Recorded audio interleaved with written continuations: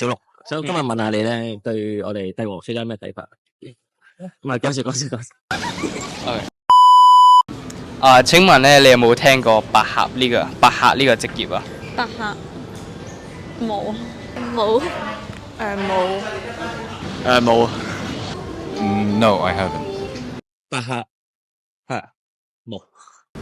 可唔可以咧根據個名啦，用15秒估下呢個職業係做啲咩咧？聽到佢似係運輸嘅，係服務性行業。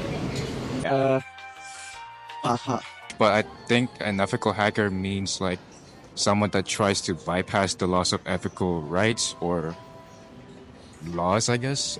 關唔關醫生嗰啲啊？讀動物。手作嘢。停，咪錯。哦，你可唔可以估下佢做啲咩啊？做啲網絡安全？好，咁我叫 Eric 啊，咁正如同學都有分享過啦，咁其實我其中一個身份就係一個白客，亦都即係 ethical hacker。